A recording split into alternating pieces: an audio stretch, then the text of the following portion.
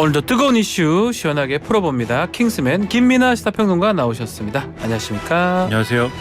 자, 킹스맨 시작을 할 텐데요. 오늘도 정치권 키워드 정리부터 해보겠습니다. 첫 번째 키워드 뭡니까? 첫 번째 키워드 이종섭 귀국입니다. 자, 용산파 리스크 국민의힘의 총선판을 흔들고 있는데요. 어제는 항상무 수석이 사퇴한 데에서 자, 이종섭 호주대사 지금 귀국한 것 같다는 소식도 전해지고 있습니다.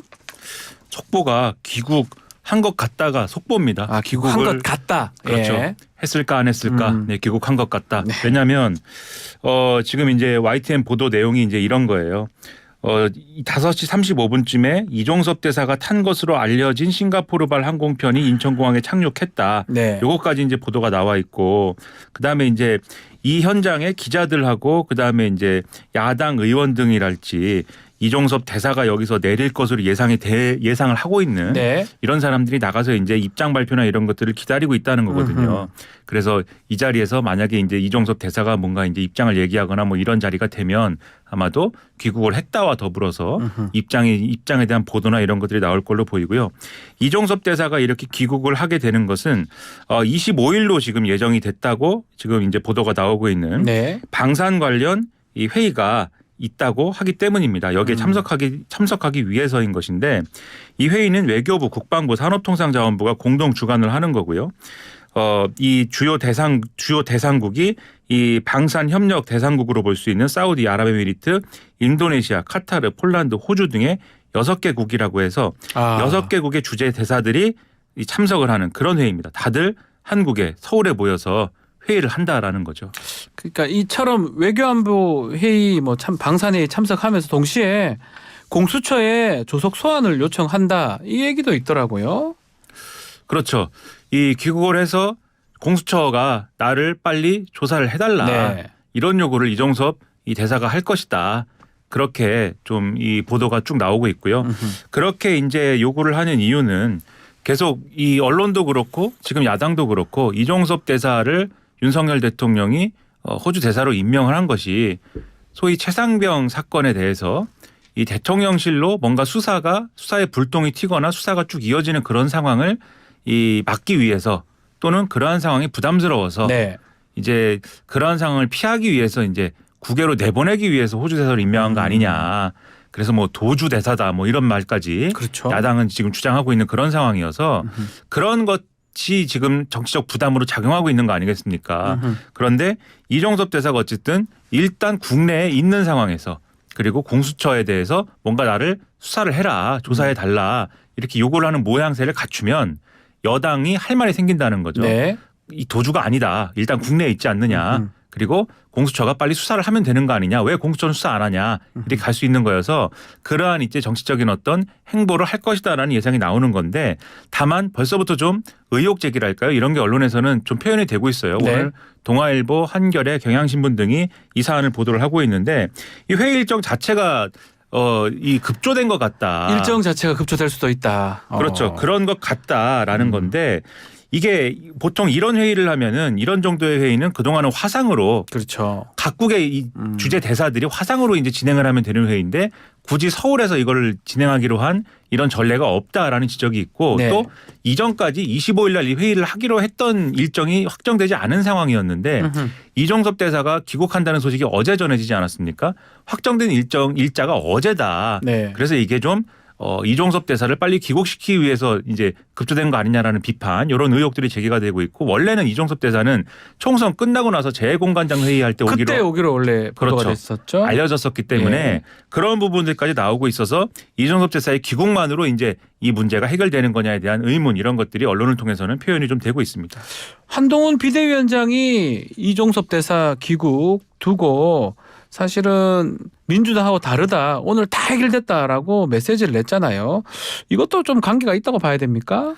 지금 결국은 이종섭 대사가 귀국을 하지 않거나 네. 뭐 이런 상황이 됐으면은 계속 윤석열, 한동훈 2차 갈등, 뭐 2차 충돌 이런 식으로 언론이 계속 보도가 되는 거 아니겠습니까?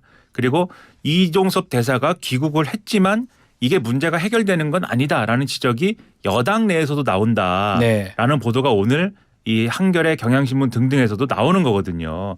그렇기 때문에 임명 철회랄지 뭐 이런 것들이 이어져야 된다라는 지적도 있다라는 건데 만약에 여기서 한동훈 비대위원장이 이런 얘기가 여당 내에서도 있는데 상황 정리를 안 하면 여진이 계속 이어지는 거 아니겠습니까? 또 뒤에 말씀드리겠지만 추가적인 갈등의 요소들이 또 남아있는 것도 있기 때문에 네. 뭔가 이 용산과의 갈등을 1차적으로 한동훈 비대위원장 입장에서는 정리를 일단 하고 일단 이 칼끝을 야당으로 돌리고 또 하나 공수처로 좀 돌려야 된다. 네. 공수처 왜 빨리 조사 안 하냐. 조사 왜 안 하냐? 요렇게 하기 위해서 일단은 윤석열 정권은 운명 공동체다 여당하고 이런 메시지를 내면서 이대로 가면은 이재명 대표의 이 민주당이 그리고 종북 세력이 국회를 장악하고 대한민국을 장악한다라는 메시지를 강조한 거 아니냐 이런 해석들이 힘을 얻고 있는 거죠. 4월 4일이면 국회에서 최상병 특검법 자동 부의가 되는데요. 총선 일주일 전 아니겠습니까? 여야 또 정부 뭐 셈법이 좀 치열할 것 같기도 합니다.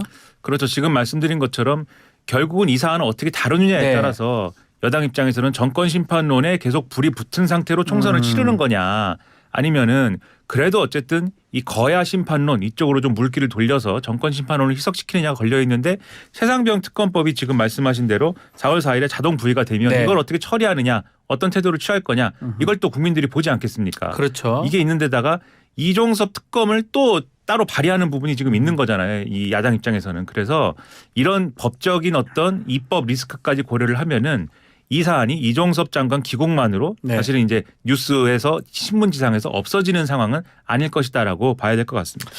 어쩌면 시작이다 이렇게 말씀을 주시네요. 자, 두 번째 키워드 가보겠습니다. 비례 갈등 봉합입니다. 자, 국민의힘 소식인데요. 정확히 말하면 뭐 국민의 미래 위성정당 내용입니다. 당내 반발이 있은 이후에 재검토 얘기가 나왔는데 빠르게 조정이 완료됐습니다. 그렇습니다. 어제 이제 이철규 의원이 공관위원이기도 하고 이전에 인재영입위원장을 예. 지내지 않았습니까? 그런데 굉장히 이 국민의 미래의 비례 명단에 대해서 반발을 하면서 한동훈 비대위원장을 직접적으로 겨냥해서 네. 비난을 하면서 이 기자들에게 브리핑을 하는 그런 과정이 있었습니다. 그래서 이런 갈등 끝에 결국은 밤에 다시 논의를 해서 비례 순번을 조정을 한 건데요. 그래서 이 문제 제기에 이철규 의원의 문제 제기의 핵심이었던 호남 이 출신들에 대한 이 배려가 부족하다라는 점, 그다음에 당에 헌신해온 당직자 출신에 대한 배려가 부족하다라는 점 이걸 반영을 해서 호남에서 4선을 지낸 언론 표현으로는 호남 친윤 인사 이렇게 뭐 표현이 되고 있습니다만 호남 친윤 인사. 그렇죠. 조배숙 전 의원을 이제 당선권에 해당하는 이 순번으로 신규 공천을 했다. 이렇게 이제 보도가 되고 있고 그다음에 이 사무처 출신인 이다리 전 경북도 부지사를 원래는 이제 순번 23번이었는데 17번으로 좀 아하. 올려서 배치를 하는 것으로 좀 조정을 했다. 이렇게 보도가 되고 있습니다. 자, 어제 나온 채널A 단독 보도를 보면 이철규 의원이 한동훈 위원장한테 특정인들을 안정권에 배치해달라 취지의 요구를 했다. 이런 보도도 있었어요. 이 보도도 있는데 이철규 네. 의원이 여기에 대해서는 본인이 직접 그 브리핑 과정에서 네. 직접 발언을 하고 인정도 했습니다. 인정됐죠. 예. 그렇죠. 그리고 이것에 대한 이제 오늘 이제 보도에서도 이제 실명들이 쭉 나오는데요. 민영삼 사회통합전략연구원장, 그다음에 보수 유튜버 출신인 김영민 씨, 그리고 윤석열 대선 캠프와 인수위에서 일한 백현주 국악방송 사장, 그리고 윤석열 대통령 취임식 경축연의 사회를 맡았던 이익선 전 KBS 기상캐스터 등을 이철규 의원이 추천을 했었는데 반영이 안 된 거죠. 아하. 그런데 동아일보 보도에 따르면 여기에 대해서 한동훈 비대위원장은 주변에 격앙된 어조로 불만을 표출한 걸로 알려졌다. 한동훈 비대위원장이 여기에 대해서는 이제 상당히 부적절하다라는 인식을 가졌다라는 거고 네. 그래서 여기에 대해서 좀 충돌이 일어났다라는 보도도 지금 있는 상황인데 지금 또 요렇게 언급된 분들의 특징이 예. 일부 분들은 또 지금 말씀드렸습니다만 유튜브를 통해서 또 활약한 분들이고 다 유명한 사람들이 많네요. 그렇죠. 예. 유튜브 혹시 또 윤석열 대통령도 즐겨보는 거 아니냐라는 예. 일각의 일부 예. 언론들의 그런 지적도 있는 상황이고 해서 결국은 이게 이철규 의원이 본인이 추천했다는 이유만으로 지금 반발하고 있는 거냐. 혹시 또 여기에 용산, 윤심 실려 있는 거 아니냐. 언론에 그런 시각도 있는 거여서 이것도 빠르게 정리 안 했으면 윤한 갈등이다 이렇게 될 소재였기 때문에 그렇죠. 그래서 더 빨리 정리한 측면도 있다 이렇게 볼 수가 있겠습니다. 그렇지만 지금 주기한 전 광주시 당위원장 이 좀 재조정해달라 요청을 했지 않습니까? 근데 당선권이 보장되지 못했어요. 그리고 뭐 본인 사퇴한 것도 있긴 하지만 이게 갈등의 불씨로 남을 가능성도 있는 거 아닙니까? 오늘 이제 중앙일보 보도를 보면은 이 주기환 이 전 광주시당 위원장이 당선권에 들어가지 못하는 등의 이런 문제들이 네. 있는 비례 명단을 언론에 발표되기 10분 전에 이제 윤석열 대통령이 받아들었다는 거거든요. 용산에 언론에 발표되기 10분 전에 통보가 됐다는 건데 내가 사람을 너무 믿은 것 같다라는 말까지 하면서 큰 실망을 표현을 했다라는 대목이 예. 중앙일보 보도에는 표현이 돼 있습니다.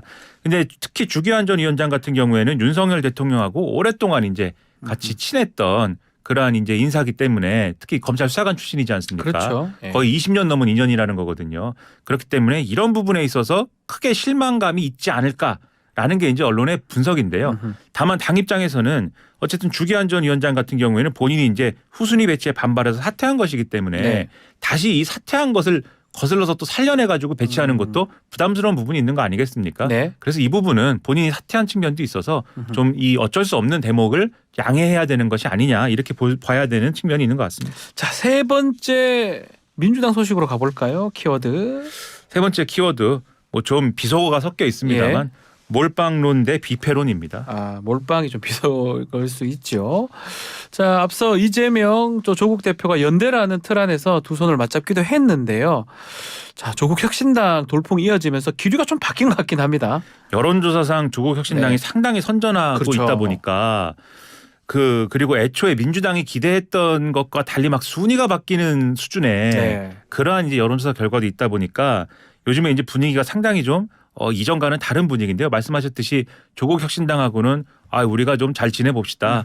우리 우군입니다. 이렇게 좀 얘기를 하는 분위기였는데 민주당이 요즘에는 뭔가 견제를 하고 있다. 왜냐하면 더불어민주연합이 많이 이 지지율을 얻어야 네. 여기서 민주당이 공천한 인사들이 비례의원으로 당선이 많이 되는데 그렇죠. 만약에 그 이제 표를 조국 혁신당이 다 뺏어가는 어떤 그런 상황이 되면은 민주당에 공천한 사람들이 비례의원이 되지 못하는 거 아니겠습니까? 네. 그러니까 사실은 민주당 입장에서는 이런 여론조사 결과를 보면서 발등에 불이 떨어졌다라고 볼 수 있는 것이기 때문에 그래서 이런 구도가 펼쳐지고 있는 것이죠. 그래서 지금 민주당하고 더불어민주연합은 이른바 몰빵론, 몰빵해달라 이렇게 견제에 나섰는데 조국 대표도 물러서지 않고 있습니다. 비패론인가요? 그렇죠. 이 몰빵론이라는 게 이게 사실은 비속어인데 네. 빵이라는 단어가 들어가다 보니까 네. 그게 소화되는 방식은 빵을 많이 먹자. 아하. 네. 그래서 막 민주당 지지자들 그리고 민주당 지도부도 갑자기 뭐 빵도 먹고 뭐 이런 빵 걸 들고 하는데 다니는 것도 많이 있는 그렇죠. 거더라고요. 예. 빵에 갑자기 저도 빵을 예. 좋아합니다만 예. 빵을 많이 먹으면 좀 체중에 문제가 생길 수가 있는데 살찝니다. 예.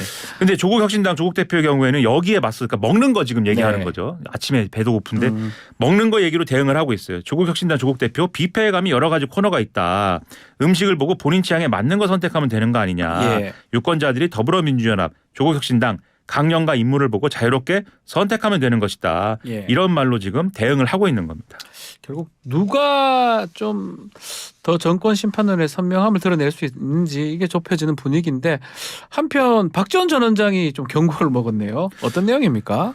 이게 최근에 이제 다른 언론사 유튜브에서 예. 조국 대표하고 박지원 전 원장이 같이 나와서 이제 대담을 나눴는데 이 자리에서 조국 대표가 이 박지원 전 원장한테 이제 명예당원을 이제 하시라. 왜냐하면 당원으로 이제 영입하고 싶은데 이중당적은 안 되니까 명예당원 시키겠다라고 얘기했더니 박지원 전 원장이 좋다 이렇게 얘기를 했거든요. 네. 근데 여기에 대해서 이 민주당 지도부가 이것은 부적절한 발언이다.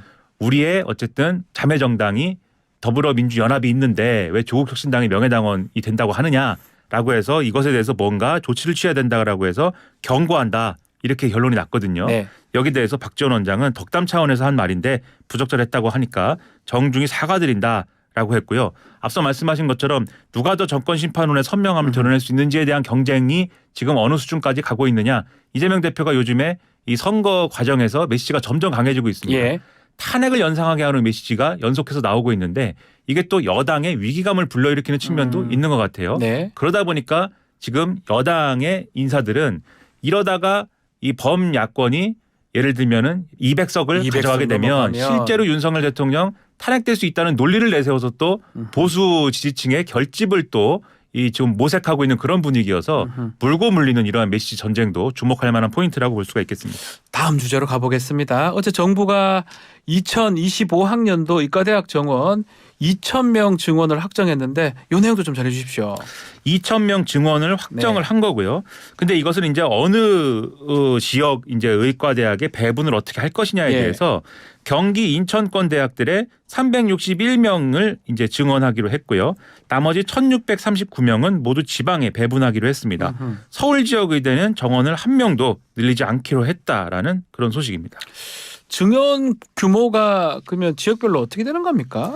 지역별로 보면은 그러면 이제 지방권 의대 27개 대학의 총 정원이 2,023명에서 3,662명이 되는 예. 건데 경인권 5개 대학은 209명에서 570명으로 늘어나는 겁니다. 그럼 권역별 비중이 이 서울이 16%, 경인 11%, 지방 72%로 이제 변화가 되는 건데 이 중에서도 이 지역별로 나눴을 때 가장 많이 나는 4개 권역을 꼽으라면 대구, 충북, 대전, 경기입니다. 대구가 218명이 늘어나서 가장 많이 늘어나고요. 예. 경기도 200명이어서 다 이제 200명 정도의 200명이 좀 넘는 규모의 그러한 중요한 규모다라고 볼 수가 있고 대학으로 나누면 최대 수혜자는 충북대로 꼽히고 있습니다. 예. 원래 정원이 49명이었는데 200명으로 4배가량 증가가 됩니다. 자, 이렇게 배분을 했기 때문에 이 지방 국립대들이 지금 정원이 서울 지역 의대보다 훨씬 뛰어넘는 역전 현상도 일어날 것 같은데요. 지금 이 언론의 분석을 보면 네. 경북대, 부산대, 경상국립대, 전북대, 전남대, 충북대, 충남대 등의 대부분의 국립대들이 네. 내년에 거의 이제 200명씩 의대 정원을 뽑을 수가 있게 됐다라는 아하. 거고 그렇다면 지금 서울대 의대 정원이 135명이거든요. 네. 이 135명 이상의 정원을 뽑게 되는 거여서 상당히 많이 늘어났다 이렇게 평가될 수 있다.